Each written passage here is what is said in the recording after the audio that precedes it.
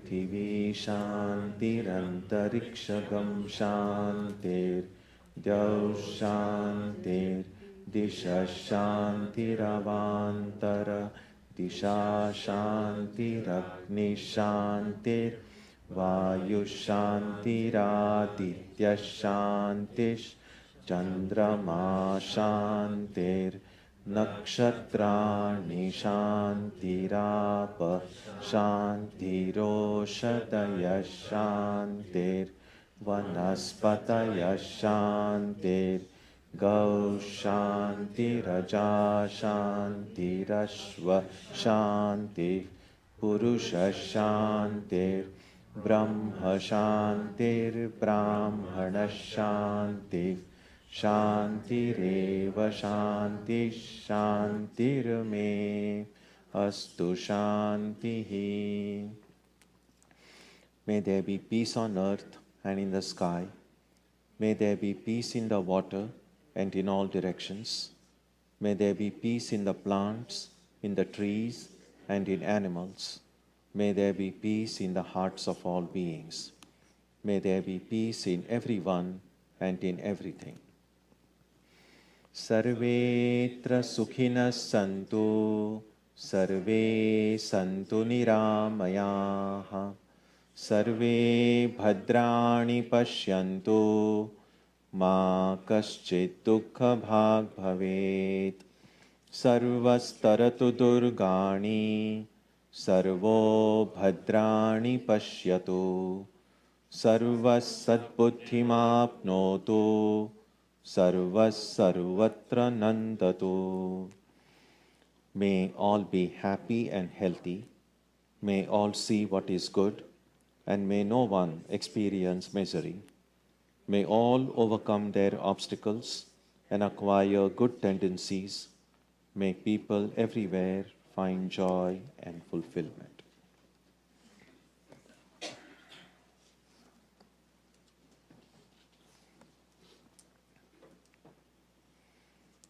Let us now spend some time touching the center of peace and joy in our hearts. A good way to begin the practice is to withdraw the scattered energies of the mind and bring them to rest on one point. That point can be our own breathing. Let us therefore practice breathing with awareness. As we breathe in, let us visualize that our body and mind are being filled with love, strength, and compassion. And as we breathe out, let us release all the stress, anxiety, and exhaustion in the body and mind. Let us practice this way for a while.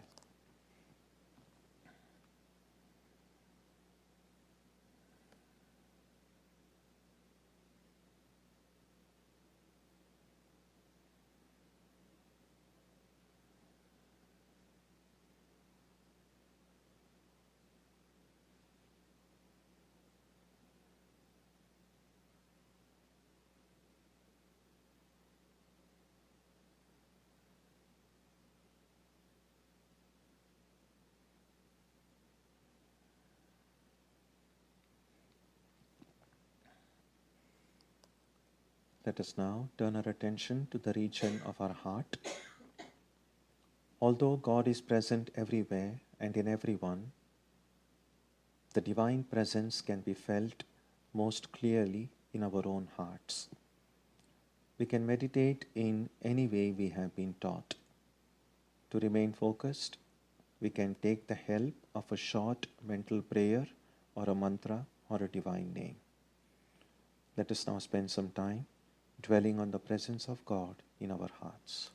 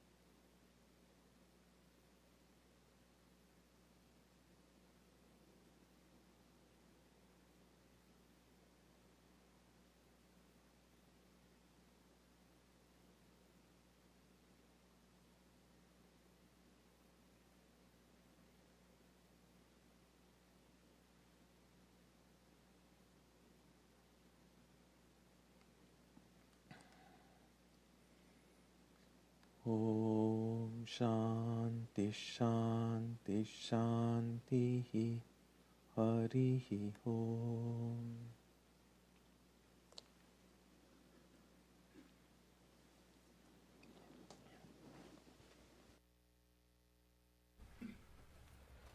We will sing That Man God Loves on page 16.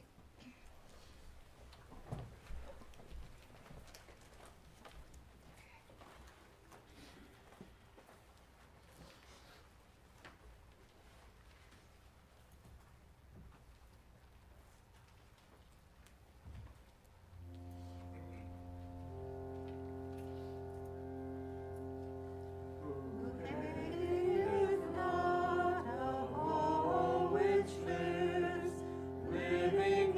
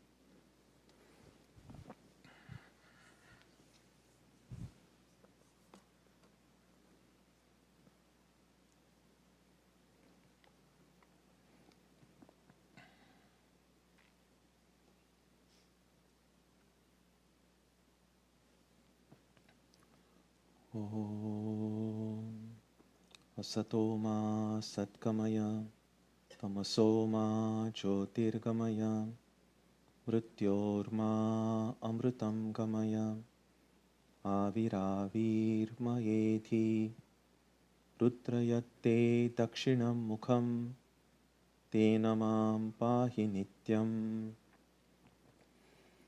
May the Divine lead us from the unreal to the real, from darkness to light, from death to immortality. May the Divine Consciousness fill our hearts and protect us. Our topic today is being in and not of the world. A few weeks ago, in last month, I was invited at Harvard at the Divinity School. They had a seminar on a general theme of how monastic traditions are encountering and dealing with problems facing the modern world. And so I would like to share with you a little bit of what I said that day, but a lot more of what I did not say that day.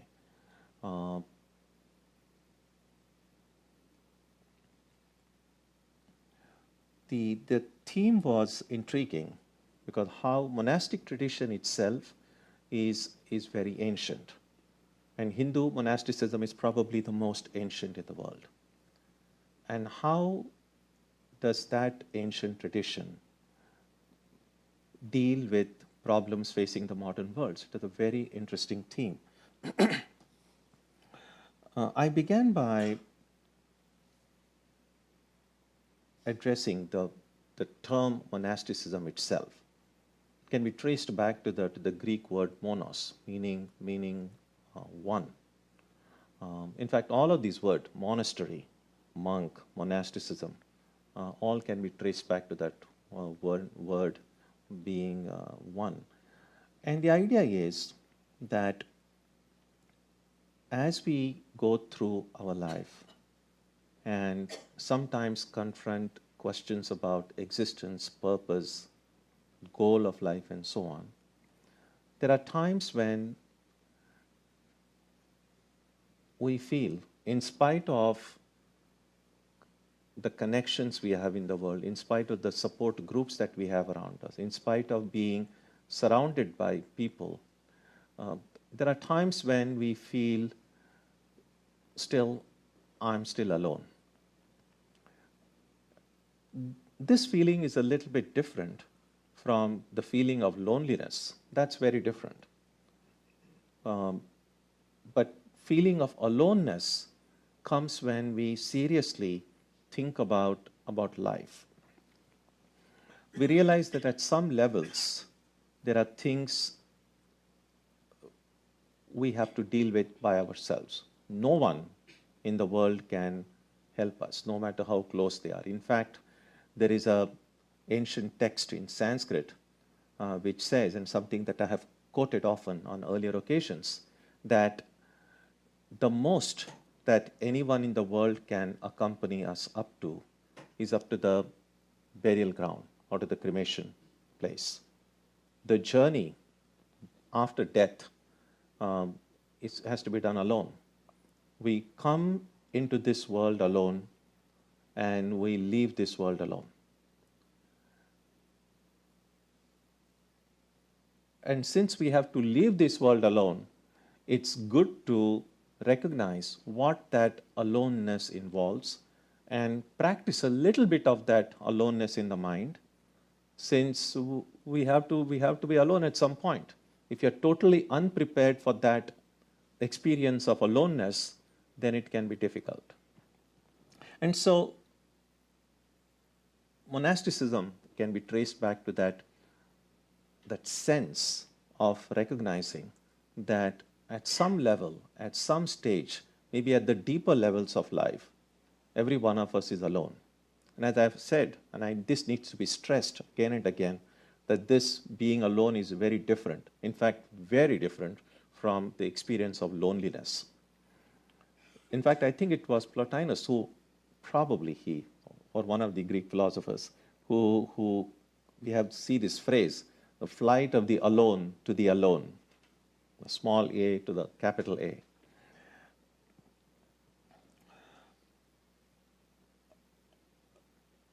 And this idea of aloneness often meant in ancient times that those who became intensely aware of this sense of aloneness often no longer remained a part of society. They left, they went to the forest, they went on mountaintops, they went to the caves, they go to the desert. That's why we read about in the Christian tradition about the early desert fathers. And in the Indian subcontinent, they often went to the Himalayas, to the forests, and so on. The idea was, I want to find out what this aloneness implies, what does it involve, and so on.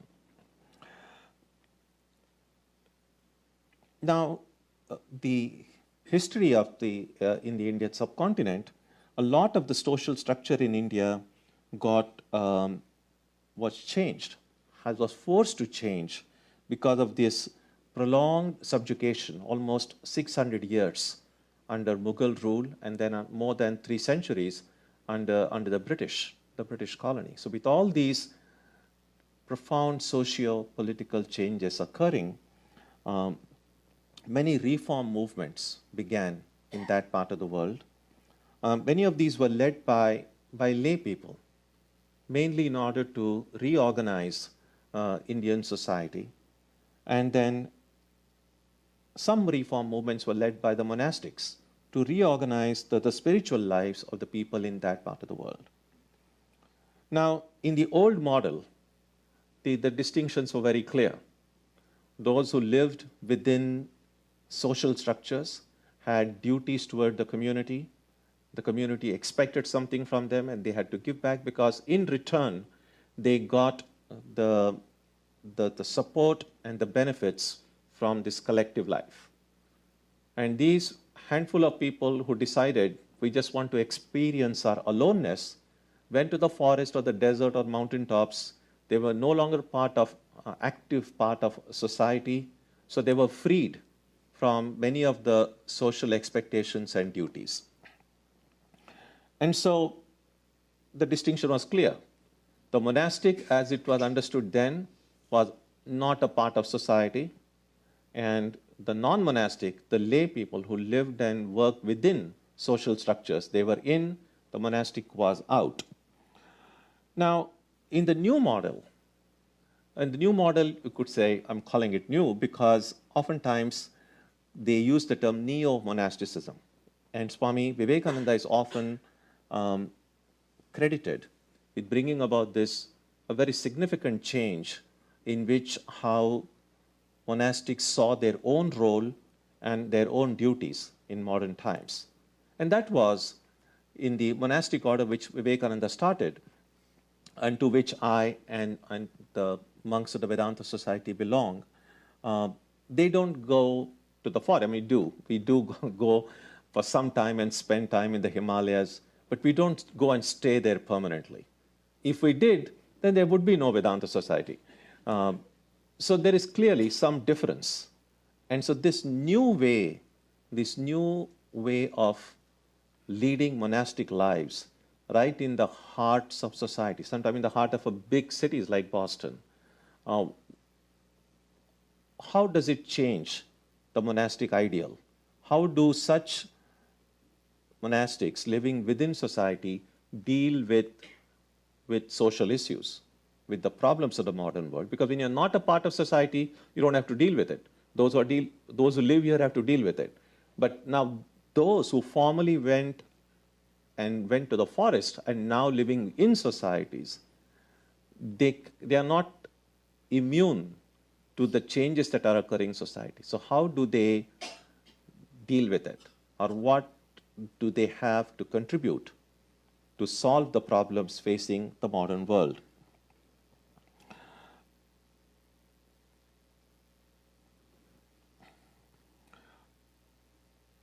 Now, I've used the word in and out. in the eyes of the, let me give you an example, for instance. Now, the Ramakrishna order, to which many of the Vedanta monks belong, in addition to the teaching of Vedanta that is done in all over the world, the order also runs, especially in Asia and definitely in India, many schools, colleges, orphanages, hospital clinics to help the poor and the needy, the weaker sections of society. Now that's clearly a very philanthropic activity, a kind of social service and social workers. So it's not uncommon for people who are not familiar with the spiritual teachings of Vedanta to look at all these works that are done by the Vedanta monks and see, oh, they're the good people. They are doing good social work. So that is, in the eyes of others, this looks like, well, social works. People who are religious are also doing social work. And they seem very much to be a part of the society because they live inside a social structure. Now, how does this same work look from the point of view of the monastics themselves? And the monastics don't see that the work they do as any kind of social work. They don't even really see it as serving society. Ideally, they're expected to see every work that is done as a part of their spiritual practice. In fact, when Karma Yoga Swami Vivekananda said, we must try to see the living God, that if it's possible for the divine to be present in a place of worship, it's all the more possible for the same divine to be present in every living creature. So if you help a hungry person or you help a homeless person, one way of doing it is as a form of charity, as a form of social work. Another way of doing it is, here is this divine being. If God is present everywhere, if God is omnipresent, God is present in the heart of this homeless person in front of me. And in helping that person, I'm really worshiping the divine who is come to me in that form. So from the perspective of the person who is helping, that can become a worship. From the perspective of the onlooker, that's social work. So the view from the outside and the view from the inside can sometimes be very different.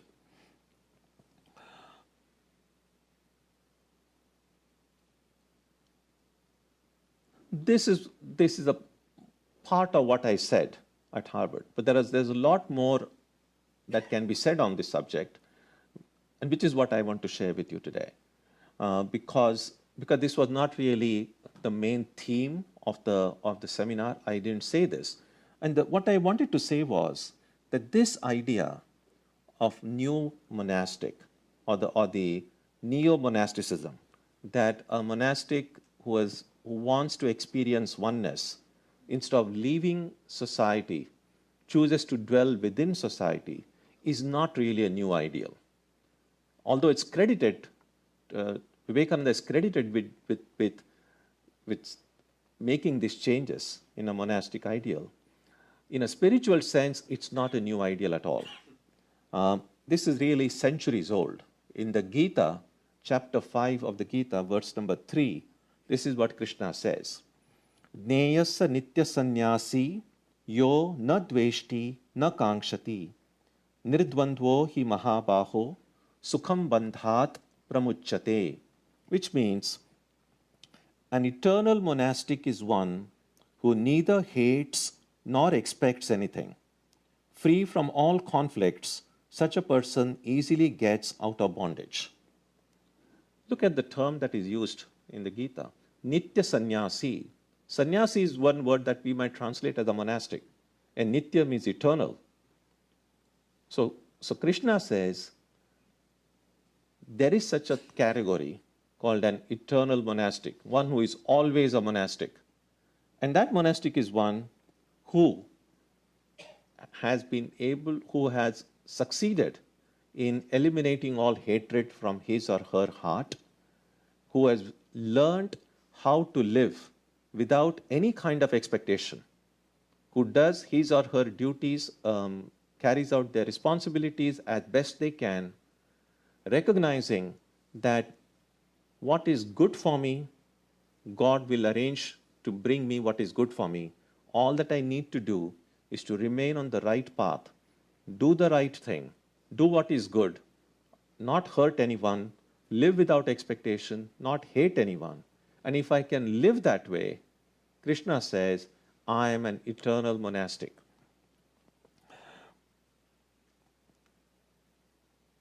As spiritual seekers, we are expected to be these kind of eternal monastics.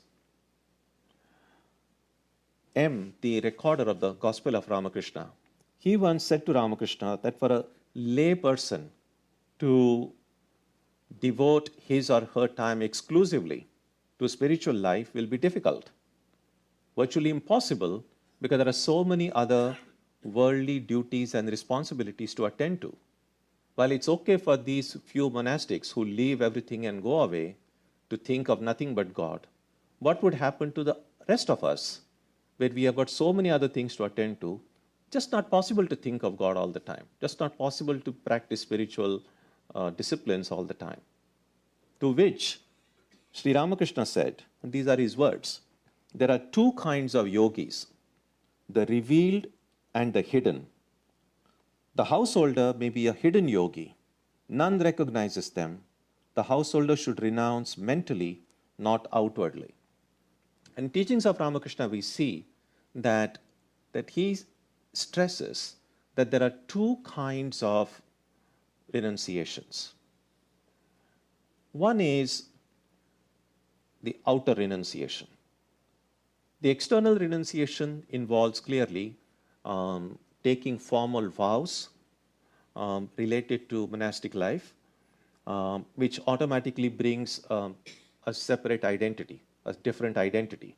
You have a new name, you have a different robes, but just by looking at the robe, it's very clear what one's identity is. And that's why Ramakrishna said it's revealed, it's visible, it's obvious. And the second kind of renunciation, he says, is hidden. That is, it is invisible. And that invisible renunciation is renouncing everything mentally. While externally, this is a public declaration of what one's ideals are, of how one has chosen to live. Internally, we can have the same ideal, but without any external insignia. Now, the important thing is this. This is not either or. That is, if one has only external renunciation and no internal renunciation, that's not monasticism at all. That's not spiritual life at all. So if we see ourselves as genuine spiritual seekers, not just we like to call ourselves spiritual seekers, but if we are serious about our spiritual life, then internally we must try to free ourselves of hatred, free ourselves of expectations. It's only then, when hatred and this kind of vain expectation, hankering after things, goes away from the heart, it's only then that all conflicts, both inner conflicts and outer conflicts, will go away. And when that goes away, because that's primarily what is the cause of our bondage. Our pain, suffering in life, all can be traced back to these subtle forms of intense dislikes and likes that we have, and this intense expectations. Sometimes they may not be intense, sometimes they may be very subtle. But as long as, even if there is a little bit of an expectation, we cannot be truly happy. And as we have seen on many occasions, maintaining expectations is a totally useless activity because it doesn't achieve anything. Because things happen. What will happen will happen. What will not happen will not happen. You are expecting it or not expecting it will not change the outcome at all. And therefore, the time and energy we waste in in these expectations is better employed in actually doing something, in doing something towards getting the kind of outcome we want, rather than simply sitting and expecting something will happen in the way we want.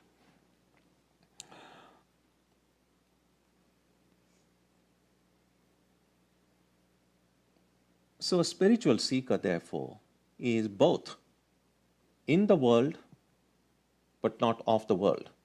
I become of the world, I become an inseparable part of the world through the expectations I harbor in my heart, through the intense dislikes and likes that all these intense feelings towards this perishable things of this world, the more of these I have, the more I'm a part of the world. So I'm in the world and also of the world. And if I'm a part of the world in this intense way, whatever is happening in the world is going to affect me. I cannot remain aloof from it. Now, if I'm affected by what's happening, my ability to change it gets compromised. So if I have to be of real service to the world in which I live, I must find a way to not get caught in it. And that's why oftentimes those in the medical field, for instance, are often advised not to get emotionally entangled with their patients. Because if that kind of a bondage occurs, or even either way, if I intensely dislike or hate my patient, or if I get very emotionally connected with my patient, then as a physician or as a therapist, my ability to help that person gets compromised. So there are always one is advice, and that's not just for medical profession. I imagine the same thing would be for other professions as well, even in legal professions and so on, that a certain amount of detached space needs to be created in order for a real help or service to be possible. And therefore, odd as it may sound, a spiritual seeker is in the world, not fully of the world, which is why a spiritual seeker is in a better position to look at the world with a different eyes. There is this one song that Narendranath, who later became Vivekananda, sang during one of probably his first or second visit to Ramakrishna. It's a Bengali song, and which means this: "O mind," and we sometimes sing it here, "take me to my own abode, that I find myself in this strange foreign land." And the more our spiritual life becomes real to us, it's not unusual to find ourselves a little bit of a misfit in the world. I say a little bit. If it's too much of a misfit, then there's a problem. If I'm too comfortable, too much at ease with everything that is happening around me, then probably I'm still very much off the world. And so a little bit of discomfort about the way things are is necessary. Now, discomfort, well, we all have, if you read the headlines in the papers and every day what's happening, none of us feels very comfortable right now. But I'm not speaking about that kind of discomfort. I'm speaking about the kind of discomfort when we feel, I somehow don't belong here. That this is still a foreign land. We sometimes feel that when you go for long travels and you go to some place where you don't understand the language, you see the culture is different, the people are different. You may still enjoy that vacation, but it's not something you wouldn't like to go and stay there permanently. You're just like, oh yeah, it was fun going there, but you don't feel fully at home. But then when you come to a more familiar surrounding, and then you feel at home. A spiritual seeker will somehow not feel at home anywhere in this world. Because that kind of a discomfort is necessary even in order for me to aspire for something different. Because if I'm fully at ease, fully comfortable here, then there is really, I don't need anything else. I'm completely happy here.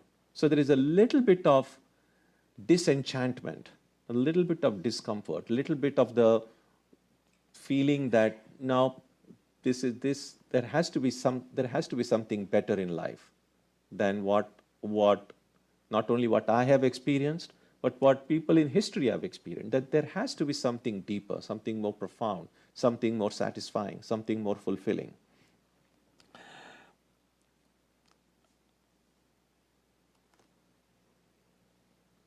So when we look at the problems in the modern world, the way a spiritual seeker will view the problems and try to understand it, try to interpret what they mean, is necessarily therefore going to be different from the way a very worldly person might see.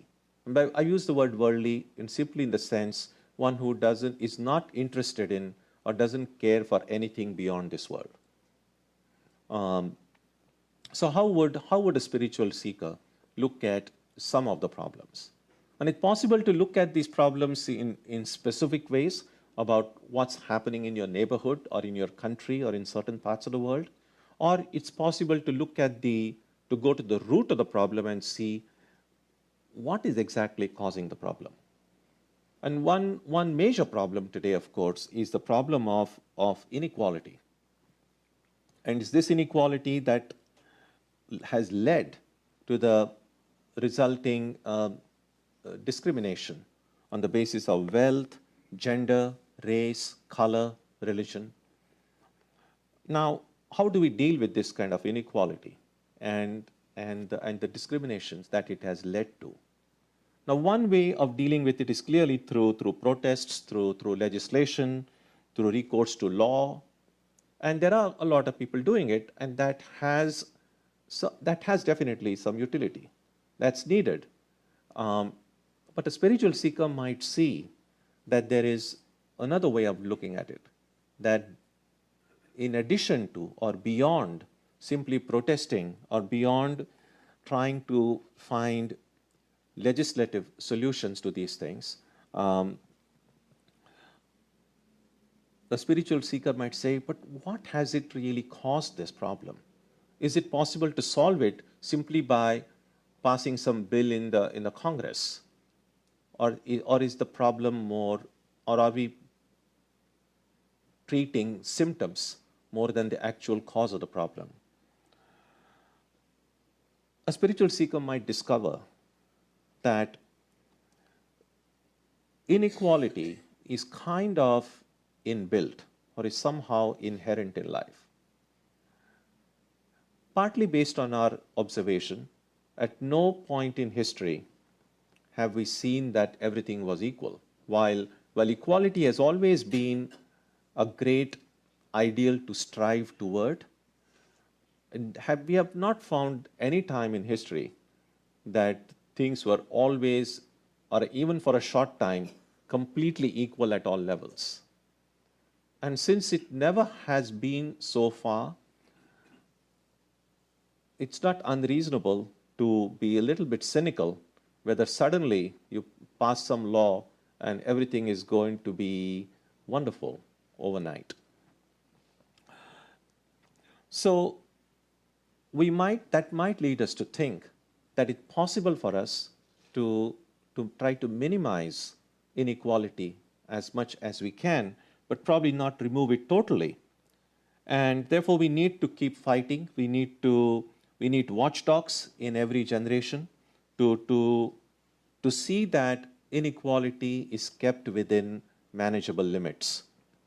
And which is why we have, in every part of the world, at every point in history, great social reformers have come. Some of them were extraordinary. Some of them were able to make some really good reforms, which helped minimize this inequality.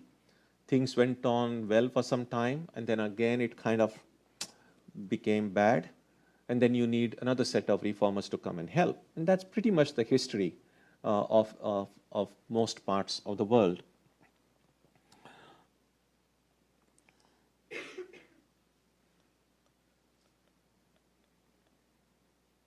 A Vedanta student, whenever he or she looks at the problems that are confronting society, will also try to look at it not also from a subjective standpoint. And that is, inequality, as I said, it could be based on any number of factors, your wealth, gender, color, race, religion, and so on. So a spiritual seeker would look at it subjectively and say, on what basis is my own identity defined? How do I see myself? What is my true identity? Is my true identity intrinsically connected with the amount of wealth I have, or the color of my skin, or the religion that I profess, or the part of the world or the cultural background that I have? Who am I really? So if I know who I am, and if I affirm that true identity, then I can become free from the evil of inequality, both from experiencing it myself and also perpetuating it on others. A lot of times, many of us fail to realize that how we treat others is directly connected with how we see ourselves. So if my own identity is based on any of these criteria, if my identity is inseparably linked with my wealth, then let's say if I have a lot of wealth, then I cannot but see myself as a rich person. And if I see myself as a rich person, I cannot but look at the world around in terms of how much wealth they have. And that's how this rich and poor category gets created.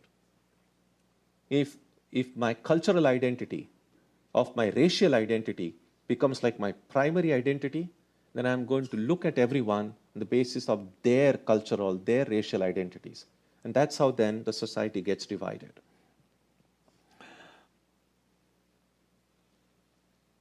And so this is one important characteristic that a spiritual seeker realizes, that how I see the world is directly related to how I see myself.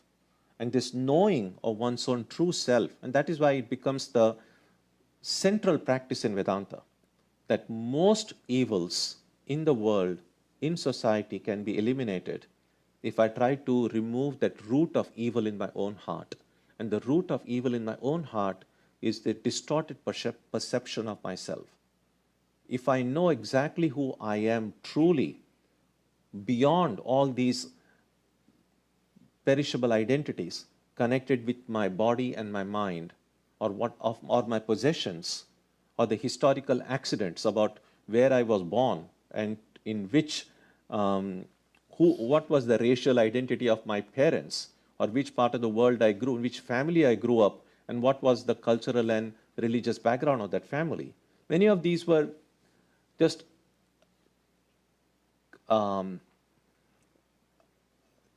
this was something that we didn't choose. This just happened. And so how intrinsic is that identity to who I truly am? So this knowing of our true self becomes the key to a permanent solution to problems in the world related to injustice and apathy as well. And now, to acquire that true identity, in Vedanta we would say simply just becoming enlightened. This may not happen overnight. This will take time. But striving to know our true identity is itself a very fulfilling struggle. And to whatever extent we succeed in doing that, we will be able to rise above this problem of inequality in our personal lives. And to the extent we succeed in doing it, we will be able to help eliminate that inequality outside of ourselves as well. Because my way of thinking, my way of dealing with other people, my way of doing my work is all influenced by how I see myself. Another one strong motive power for spiritual seekers is to see the world itself as a manifestation of the divine. So if I'm a spiritual seeker and I see this entire world as a manifesting of that divine spirit, my attitude toward the world will automatically change. Sometimes I feel that we are too often looking for big miracles to occur. And then the chances are many of us are going to get disappointed. Well, nothing seems to be changing in the same old world. But I think instead of looking at these big, huge, dramatic miracles, it's so much more practical to look at these daily, small little miracles that are occurring all around us. By looking, but waiting for something big, we are missing out on some of these tiny miracles that are always happening around us.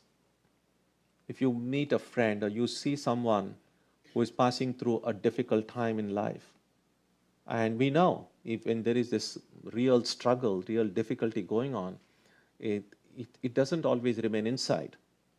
We cannot just come. It'll express itself oftentimes through just our physical appearance. We will be it'll be obvious if it's a really sometimes we are successful in keeping our inner pain inside, but a lot of times no. At that time, if I, with true empathy, with that cheerfulness and love in my own heart, with my just presence and the right way of speaking and sharing, if I can even bring a little bit of hope, a little bit of sunshine in the life of a person, of a friend who is grieving, and you see the face of a smile on the face of someone who was finding it difficult to smile, that's a miracle. But we may miss it if all that we are looking is something very big that is occurring around us. And I think a spiritual seeker becomes more sensitive to these tiny bits of miracles that is possible to achieve. We may not be able to change the entire world overnight, but it's possible for every one of us to reform our own selves, to be able to help our own selves. And then, at least in our immediate circle, within our family, within our neighbors or a neighborhood, or your colleagues at your workplace, to be able to bring some amount of peace, friendship, love, and understanding. And I think that does contribute towards eliminating many of the social evils that we become frustrated about.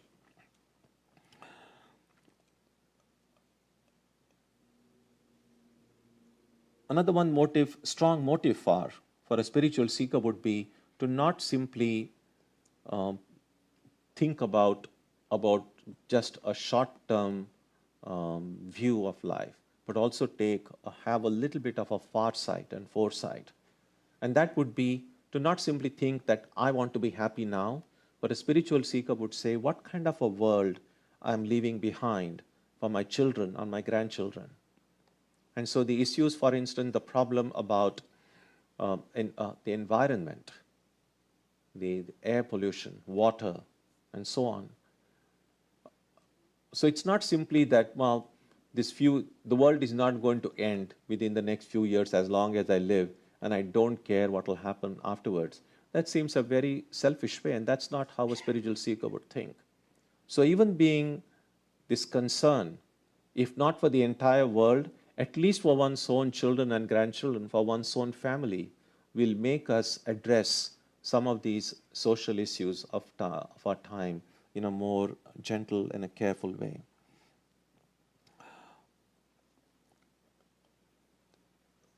Another one problem that does need addressing is, of course, the problem of religion being used as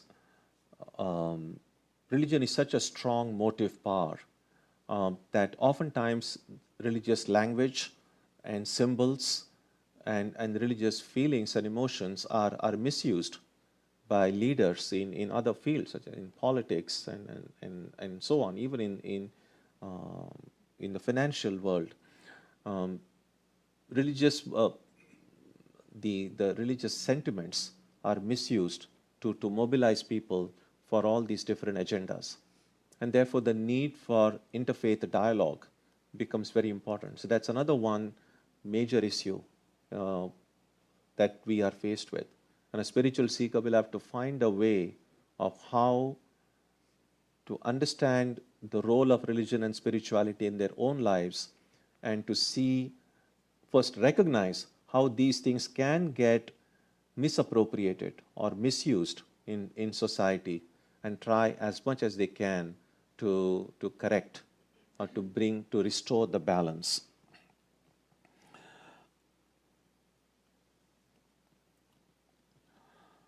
So I would just like to conclude, therefore, by pointing out that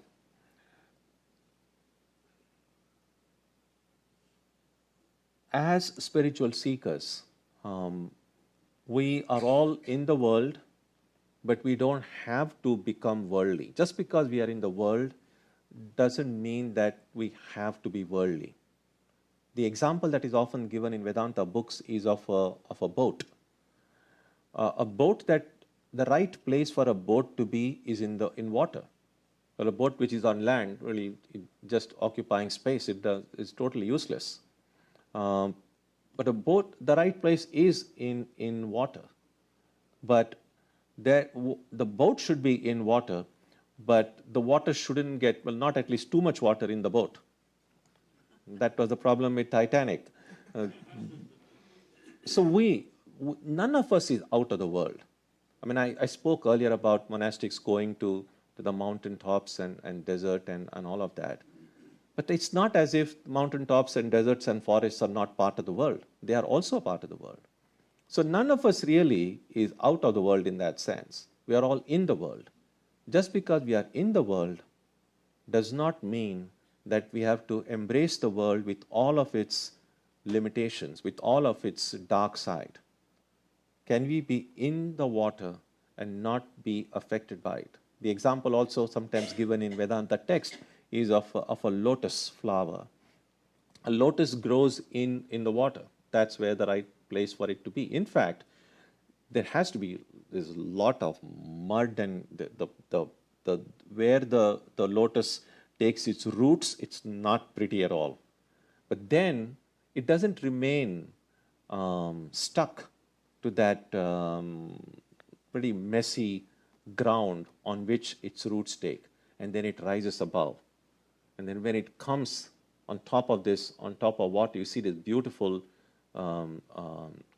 lotus flower, and the leaves which are floating on water, just on the water level, water doesn't stick to them. So even if you put water, it just kind of forms little globules. So it is in water, but the water doesn't stick to it. And that's the ideal for a spiritual seeker, because we really don't have any choice. We can't get out of this world. We are in this world. But can we be like that lotus leaf? Be in the world, but not let the world pollute us. And sometimes, when there is this air pollution, people use masks, because the idea is, I can't clear all the air. The least I can do is first protect myself. And so a mask will help. There is such a thing as a kind of a spiritual mask. So I can be in the world, and yet, now, I don't want to give the idea that there's just bad things in the world. Clearly not. The world is a mixture of good and bad. So can we be in the world, learn, grow, and be nourished by everything wonderful that this world has to offer, and keep out everything that is negative, everything that is destructive? That ability to separate out what is helpful from what is not helpful, from what is constructive from what is destructive, that is the primary requirement for a spiritual seeker. Because only if I'm able to look clearly and distinguish what is good and what is not good for me, will I then have that ability to choose what is good and reject what is not good. But I won't be able to do that if I cannot distinguish between the two. So that primary quality, often called viveka, discernment, that is the first major requirement to succeed in our spiritual life. So these are some of the ideas that come to my mind as we begin to think about how it is possible for us to be in the world and not of it. And it's also a chance for us to look in our own heart, to see,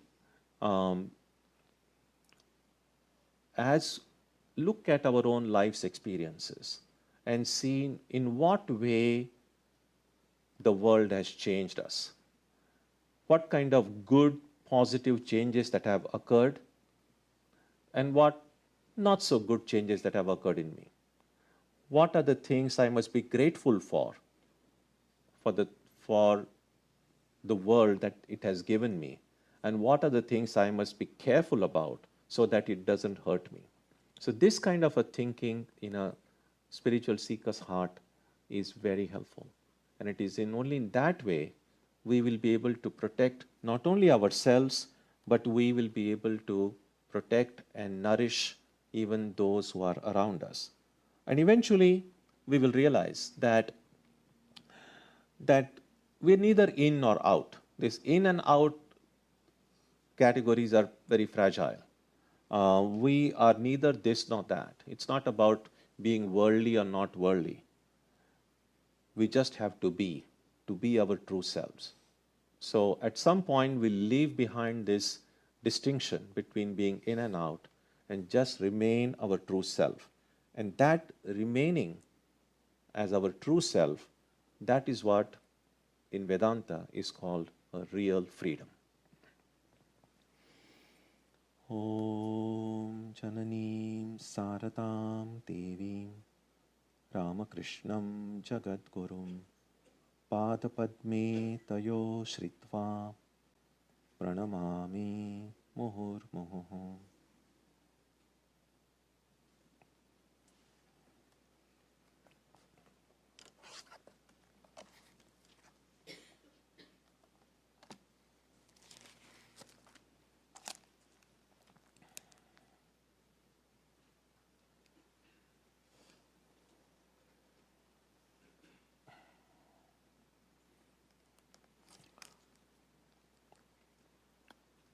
So next week, next Sunday, our subject will be God laughs twice. At least twice. I'm sure God laughs more times than that. And on Wednesday, we will continue with the study of Narada Bhakti Sutra. And on Tuesday and Saturday, our Arati and meditation at 6 will also continue as usual. So let's conclude with a prayer on page 3.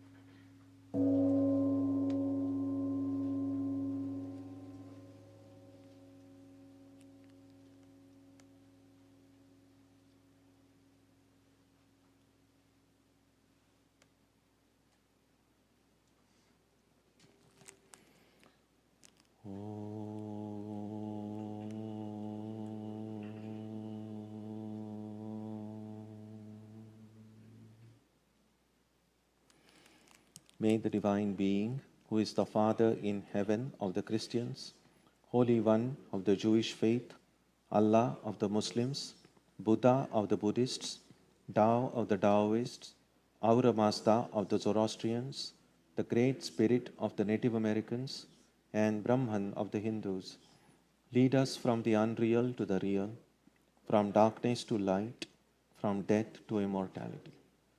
May we be granted strength, freedom, and clear understanding.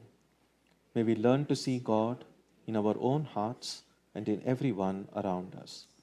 May God bless us all and fill our hearts with gratitude, grace, and love. Om Shanti Shanti Shanti. Peace, peace, peace be unto all.